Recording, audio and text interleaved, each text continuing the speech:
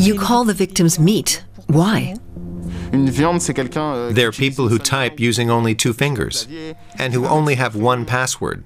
And then it's their name, their dog's name, or their birthday.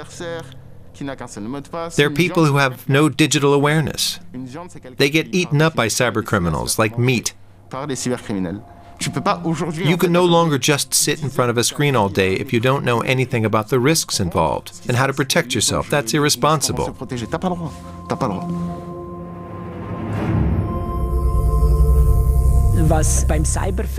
Cybercriminals don't see the suffering they cause. If the computer that controls the oxygen is not working, the hospital will pay the ransom. Why? Because people are about to die.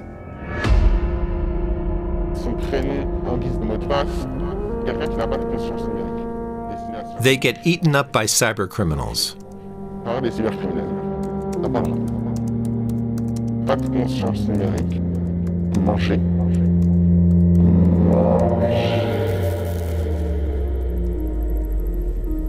Today's hackers wield an unprecedented level of power.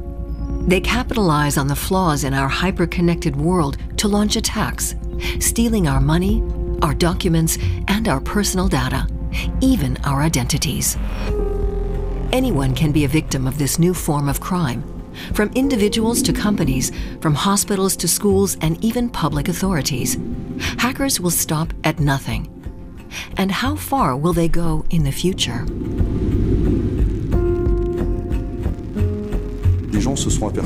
People figure they can make a lot more money from home and with no risk. No need to rob a bank and potentially get killed. Almost nothing can happen to a cybercriminal. You're anonymous and can hack a target of your choice from home. $6 trillion. That's how much American experts estimate hackers around the world steal every year. Cybercrime accounts for almost 40% of all offenses in Switzerland, and it's growing every year. Cyberattacks increased by 26% in 2022 in Europe and 38% worldwide.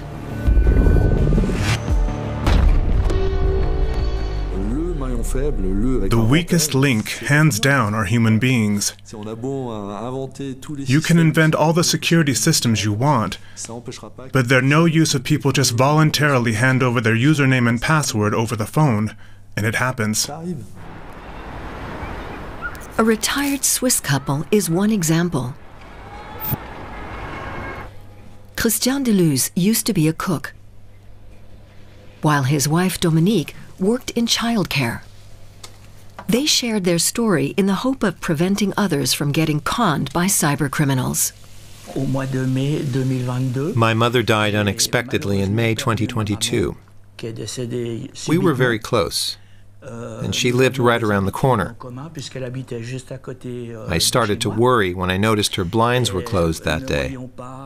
I went over to her apartment and went inside, and I found her dead, lying on the floor.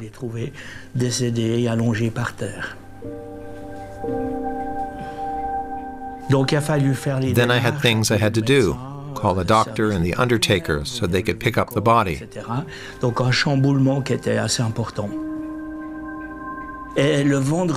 that Friday, I wanted to go online to look for information about obituaries.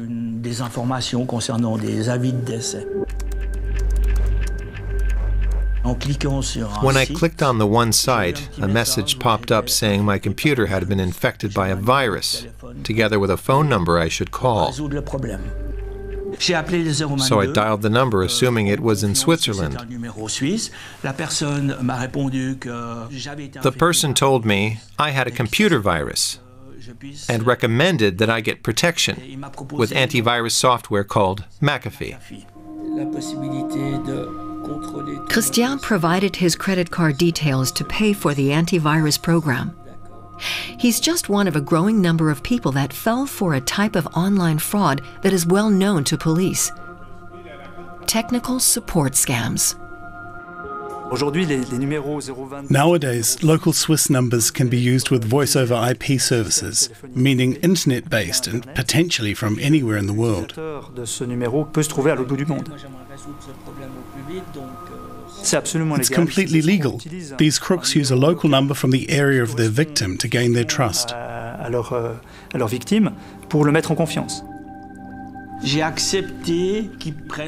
authorized them to take control of my PC, and then the screen turned black, and I was told they would start scanning my PC, that it would take some time, but that this was normal. The man kept saying, "Don't worry, everything's fine. We're in the process of removing the viruses from your computer. Everything's okay." That calmed us down and he was very reassuring, but after a while we started getting nervous.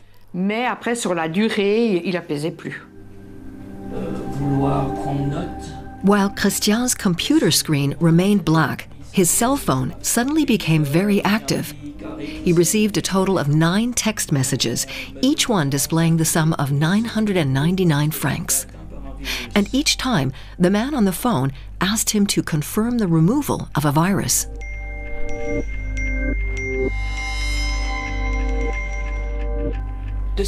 He was on the phone from 4 to 9 p.m. Didn't you find that odd? Yes, but my husband didn't listen to me. He was sure that the man he was talking to was the solution.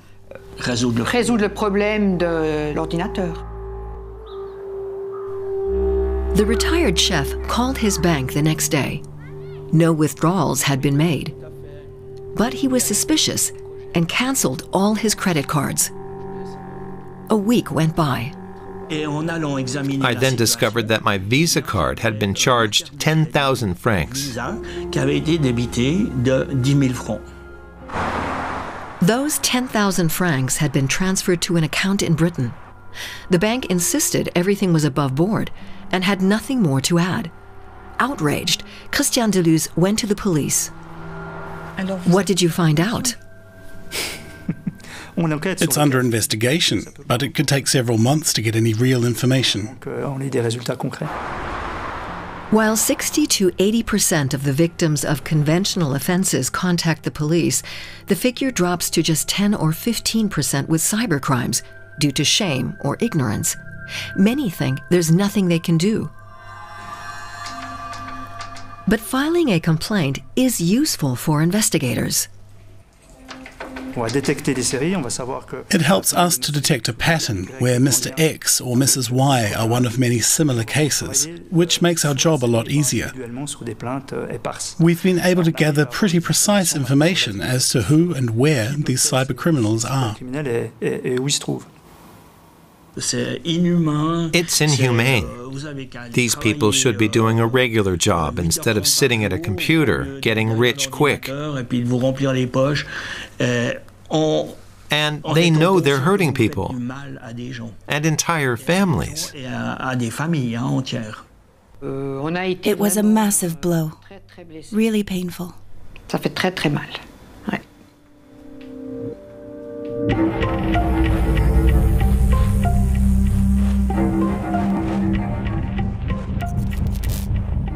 I still see myself as a hacker. And the victims? Victims? I don't have any victims. Just to clarify, I have personally never done anyone any harm through my hacks. If you wanted to have 250,000 email addresses in Brazil, for example, I could sell them to you for a fair price, and they'd be fresh. Affecting real people? Sure, but I can't know what the buyer does with the data. Let's say a client wants to buy 250,000 email addresses in Brazil, and they decide to send spam to those addresses. If you click on the mail, your computer gets hacked, and they steal your money. Am I responsible for that? Sure, I gave the guy the data, but it's not me sending people the mail with the virus. And I didn't force you to click on it. It's not my fault if people aren't digitally aware enough to know better.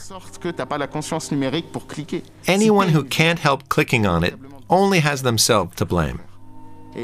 Sorry, but that's life.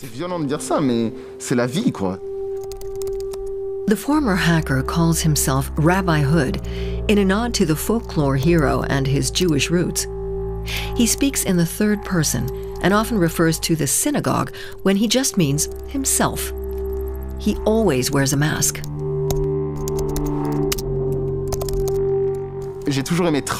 I always enjoyed working. Work is a hugely important virtue. You don't get anywhere without hard work, and there's nothing worse than laziness. But I'm talking about intelligent work. My dad busted his ass to earn 15 euros an hour his entire life, and now he's living in a tiny government apartment on a measly pension. No way am I going to end up like that. I'll do everything to earn 100 times what he did, with a lot less effort.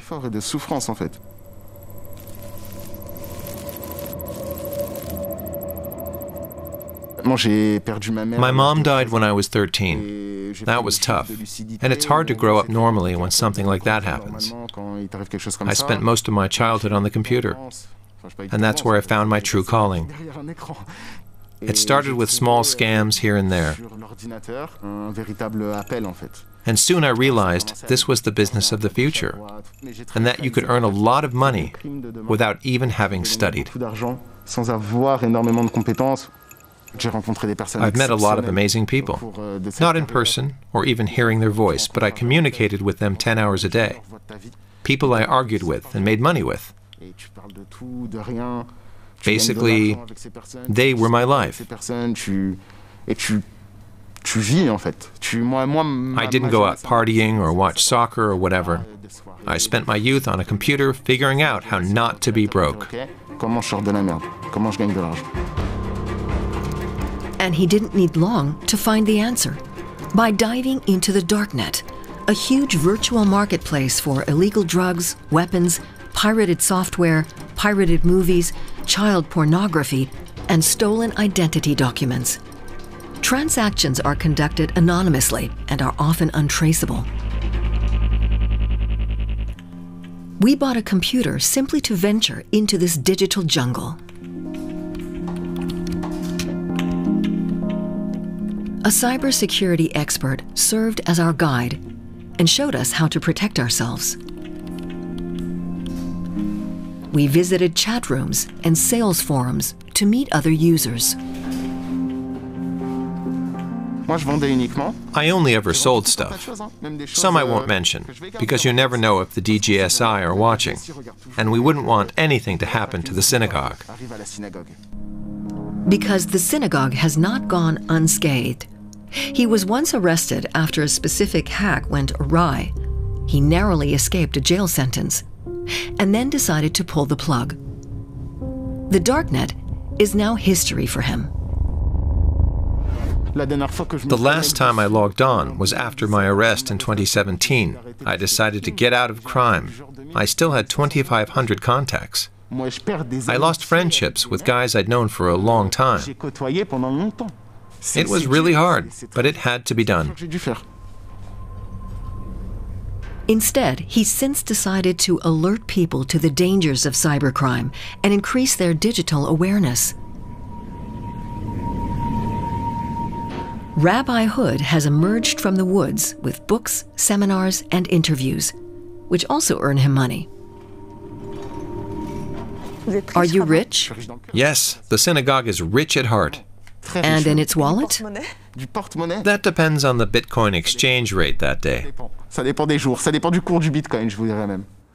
How much Bitcoin? I can't answer that, because the taxman might get interested in the young rabbi and get the synagogue arrested again. Is it a secret? Just check my returns to see how much I earn. Sorry, I'm not going to say. Cybercrime is booming, and the big victims are corporations.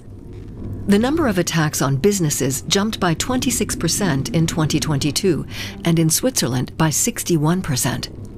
Organized cybercriminals prefer to target institutions, organizations, banks, and industrial companies. Their weapon of choice? Malware. The ultimate loss? People's jobs.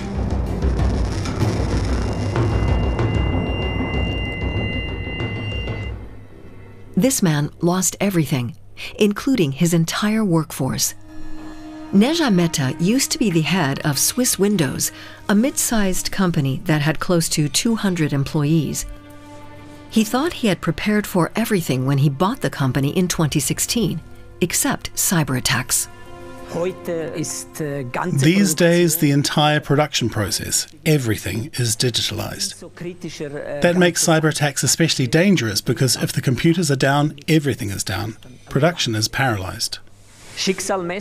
Life can change suddenly with a twist of fate, as it did in my case. And I still have vivid memories.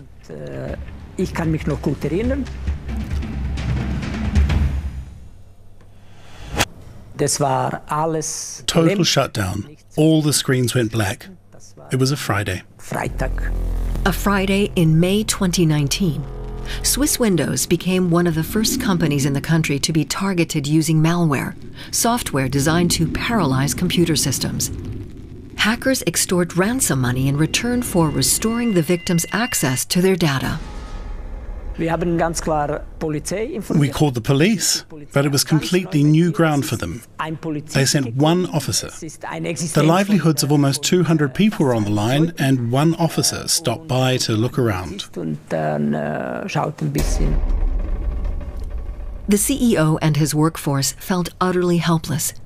How were they to retrieve the company's computer data? The backups were infected too.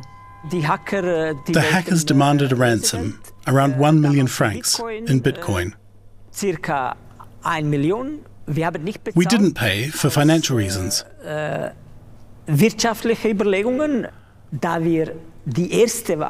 We were among the very first to be hacked, so we weren't sure we'd get our data back. Swiss Windows rebuilt their entire IT system with the help of an IT company, a colossal undertaking. The workforce had to stay home while the system was reconstructed. Production stood still, and the company had no access to its orders. Nobody knew which Windows had been delivered where and when. Customers were initially sympathetic, but not for very long. Many then demanded substantial discounts due to delayed delivery. It eventually got so big that Swiss Windows went bankrupt. The company was forced to declare insolvency in February 2022 due to a lack of funds.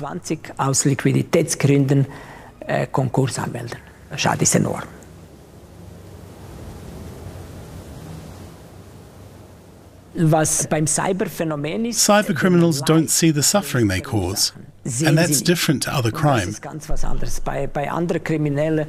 If someone breaks into a store, they can see the extent of the damage. But a hacker sits in a room somewhere in the world and can't see the suffering caused to 200 people, as well as to all the customers and suppliers.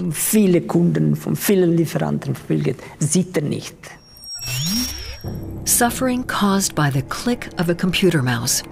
An employee at the window company set off the storm by clicking on a fake email. A phishing attack, where opening an email or clicking on a link installs malware on the target's computer.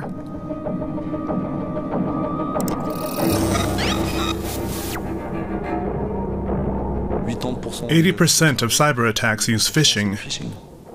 People still fall for that? Sure. You'd be surprised. Up to 30% of people who attend our awareness courses click on links. It's fairly easy for a hacker to get inside a company with hundreds of employees via someone helping them involuntarily. And even more surprising is just how quick people are to click, some within 30 seconds. But people in more senior positions should know not to click, right? In theory, yes, but I can't talk about that. We're all human, and anyone, all the way up to management, can fall for these phishing ruses, even IT security experts. There are no guarantees. Dominique Vidal knows a thing or two about IT security.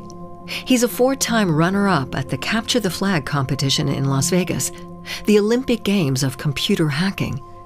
The engineer now heads a 30-strong cybersecurity team based in Switzerland. His clientele include banks, insurance companies, and small to mid-sized businesses. Today, he's testing the cybersecurity at a new medical center in Bern. The primary concern is patients' well-being. Could someone steal their medical data, as happened to thousands of Swiss patients last year? The directors hired Seculabs to conduct a penetration test.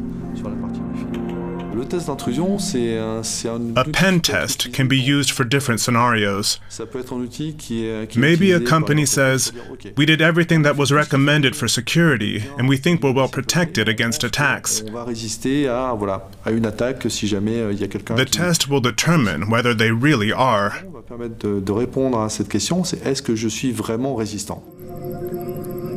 The rise of cybercrime is pushing corporations, banks, and institutions to carry out penetration tests. Hackers generally launch their attacks online, but sometimes physically on site. Some even make house calls. We were given an exclusive invitation to accompany 4 members of Seculabs as they attempt to infiltrate a medical center in Bern. The fake hackers are equipped with hidden cameras. While management have been informed, the rest of the staff have not. Dominique Vidal will follow the covert operation remotely. Conference rooms and doctors' practices are available for rent in the co-working space in this building. The hackers have booked a room.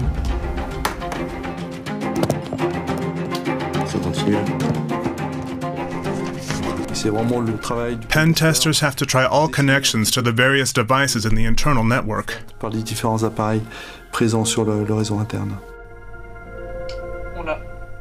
I'm in. Great. Once inside the system, the hackers find confidential documents in recycle bins, as well as weak points and passwords accessible to anyone. We can access tons of medical data, correspondence, computer images of where the patient's pain is, and we even have their personal contact information. One of the pseudo-hackers then tries to find a target and persuade them to insert a USB drive on their computer. Pen tests also involve assessing staff gullibility. Sure. Is it possible to print a document for me? Yes, of course. Yeah, great. A fatal error. The employee will install a virus when they click on the file to print. The hackers will take over the computer in seconds, gaining access to its entire contents and monitoring everything she does in real time. You can check. Yeah, perfect. Yeah.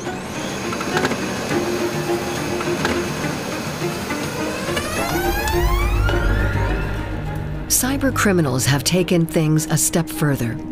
Their latest target is the general population, stealing our personal data and posting it on the darknet if a ransom isn't paid.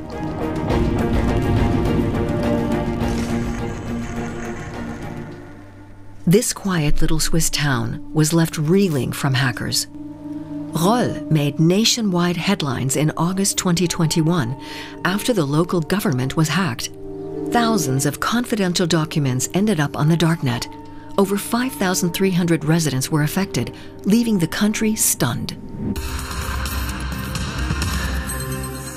A case that alarms local authorities. And now to the cyber attack. The hackers published residents' personal data. How did it happen? We have to go back 3 months to when Roll was targeted. The IT system was easily restored within 10 days because of good backups. But the nightmare didn't end there. Did they ask for ransom? Yes, we were told to contact them via email, which we obviously didn't do. The official government website itself says that after a cyber attack, you should never pay the ransom. The hackers increased the pressure when their terms weren't met. by publishing stolen documents. The city authorities knew about the documents, but said nothing to the public. A journalist came across the data on the darknet 2 months later, sparking a media storm.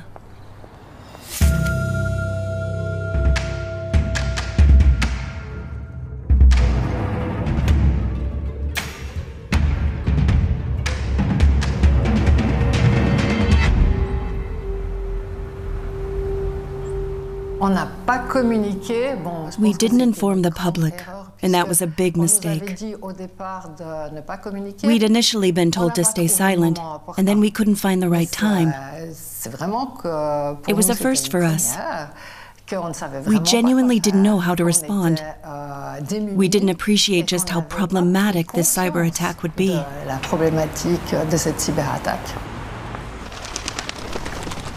The town should have reported the attack? Definitely. And it did later, after the problem became apparent and it blew up in their faces. The story hitting the media put major pressure on us. People had a lot of questions. We had about 800 requests from residents wanting to know how much of their data was on the darknet.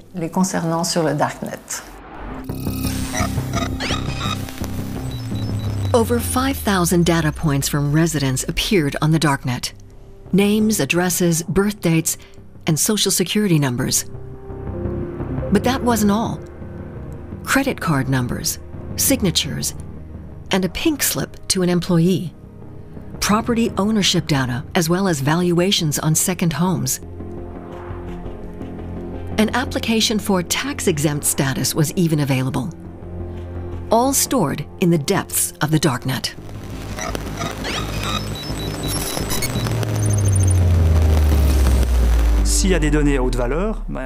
Data that is highly valuable is easy to misuse because there are so many vultures ready to pounce on exposed data, either out of curiosity or just to extort people. Simplement pour les réutiliser pour faire des malversations. Si vous avez des copies de documents d'identité. If they have a digital copy of your ID, criminals can open new bank accounts or email accounts, or other things that require validation with an ID document. Des choses comme ça qui nécessitent la validation par un document d'identité. The major gangs like Babuk, Lockbit, or Black Cat present stolen data online like hunting trophies. They operate worldwide, but where are they actually based? We can roughly say the region depending on the crime. Straightforward scams tend to be conducted by people in sub-Saharan Africa, whereas ransomware attacks are increasingly coming from Eastern Europe or Asia. The town of Rolle changed its security after the attack. It also trained staff and conducted vulnerability tests on its IT. Could Rolle happen again? I don't know about Rolle itself, but there will definitely be cyber attacks on more places in Switzerland. You're a pessimist. A realist. And the figures support his assertion. Ransomware attacks rose 35% between 2021 and 2022 worldwide, 1 every 3 hours. Hackers are even organized like corporations, with separate business divisions. Computer virus development, localizing targets via security flaws, hijacking the target system and stealing the data, plus, of course, negotiating ransoms. The gangs even have quality assurance teams to guarantee a smooth post-payment process. And they form international criminal associations around the globe. Vice Society is one such cyber mafia and the group behind the attack on Rolle. Members refer to victims as partners and showcase them on their website. They even respond to journalists' questions, albeit only via email.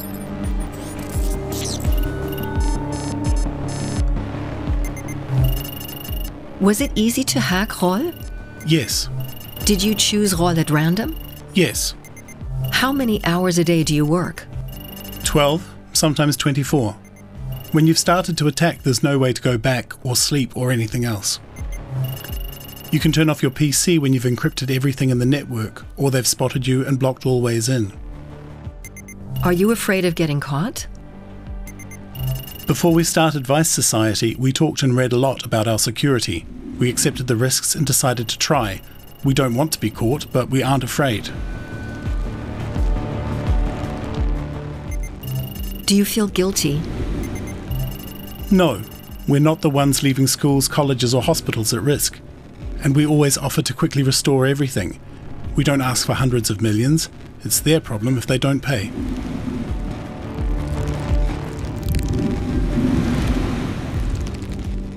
The mayor of Roll had a horrible year. What would you say to her? You should have paid. We could have helped you and fixed everything right away. You'll hopefully be smarter next time.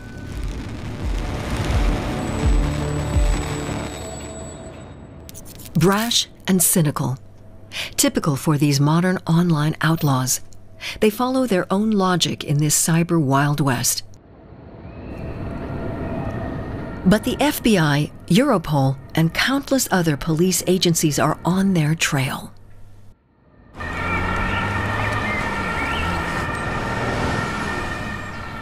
And another man has made tracking them down his personal mission. We met him in Berlin, where he and two partners run a cybersecurity company. They developed a tool dedicated to scanning and scouring the darknet with the help of a €1 million grant from the German government. We have a platform that lets us follow cybercriminals on the darknet in real time. We can see what they're doing and their victims, the companies and infrastructure they're interested in, and any stolen data that is already up for sale, and especially the campaigns they're planning for future targets. Abdelkader Cornelius originally had a very different kind of career. As a chef, a job he loved. But then tragedy struck. His uncle used to sell old military artifacts on the internet, and one day he fell victim to a cyber attack. The perpetrators switched his bank account with theirs, and using stolen credit cards, placed orders from his online store and pocketed the proceeds, leaving Abdelkader's uncle to foot the bill.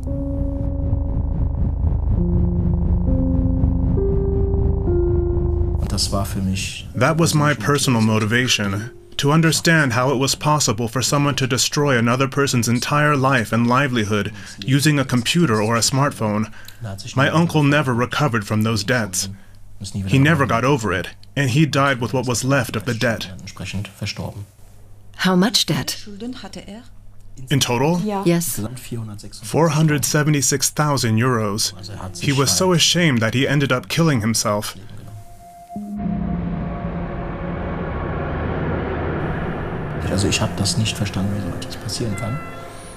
I couldn't comprehend how this kind of thing could happen. I decided to go into IT and do my very best to ensure that no one else would have to go through this.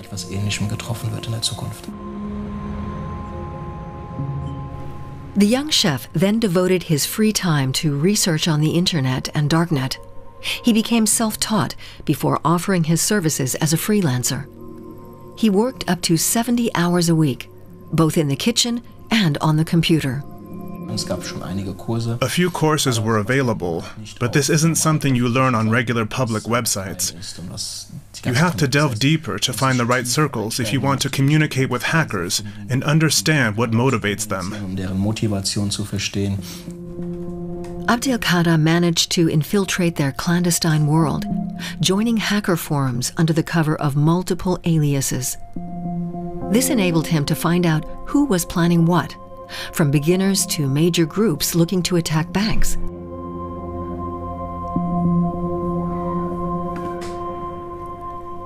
Abdelkader asked a hacker how much he earned. How much do you need to earn close to €500,000? Maybe 14 hours. You can tell these people have never really worked. They've immediately seen how easy it is to make money in cybercrime and have no idea what it means to work hard for your money.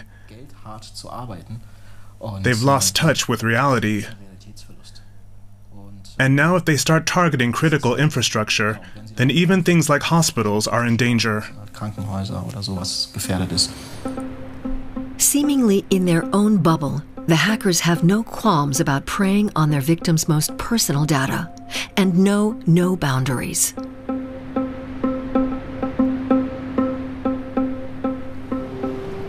Violating someone's privacy is cruel enough, but some cyber attacks can be lethal.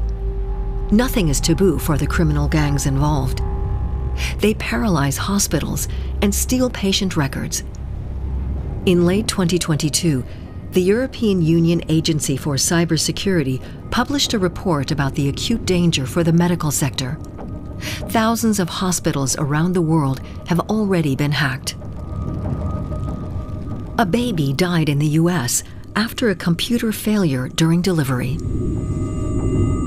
Hacking a hospital is about terrorism, it's about killing people, it's about disrupting a whole culture, a whole country.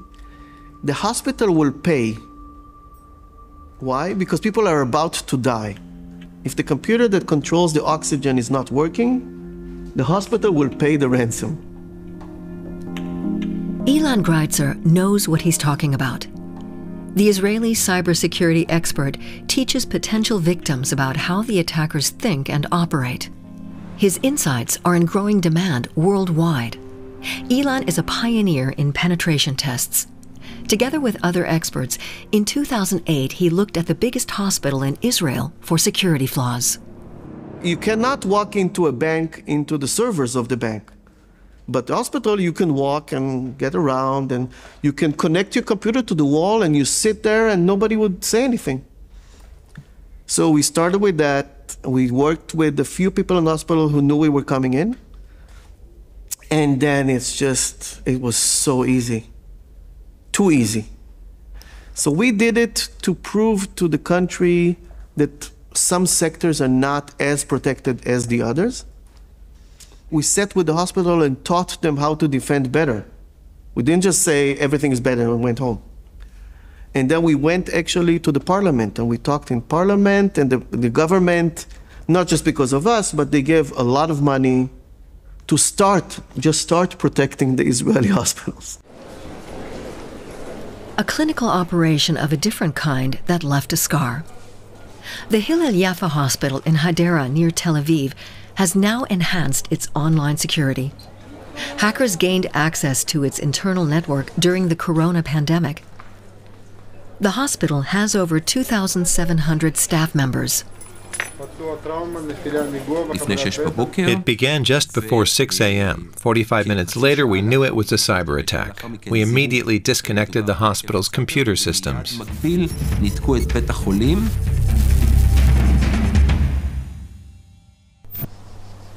Fortunately, no data was stolen. But while MRIs, respirators, and other medical devices worked, the computers were shut down.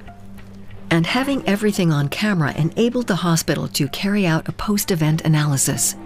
This type of attack is like an earthquake, far worse than the consequences of COVID. And for the hospital administrators, it's a disaster.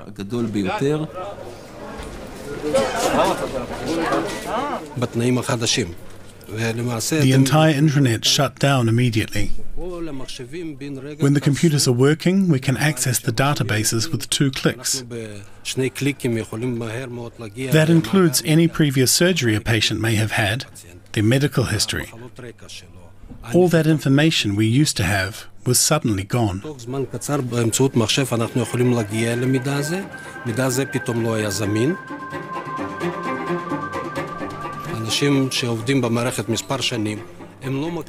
As you can see, we resorted to using the physical files filled out by hand, which is what we used to do back when I was a trainee doctor 30 years ago.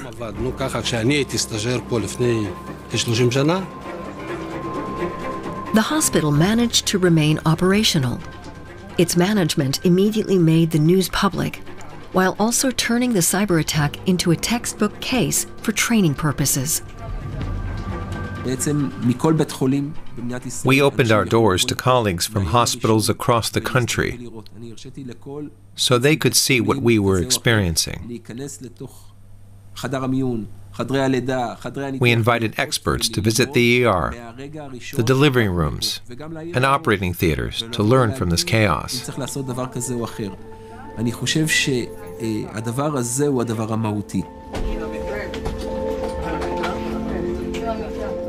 A cyber attack is never easy. The first thing is to admit it happened. Somehow, we were able to change the rules of the game. This time, there was a positive outcome. And it does prove one thing, that with cybercrime escalating worldwide, the best defense remains prevention.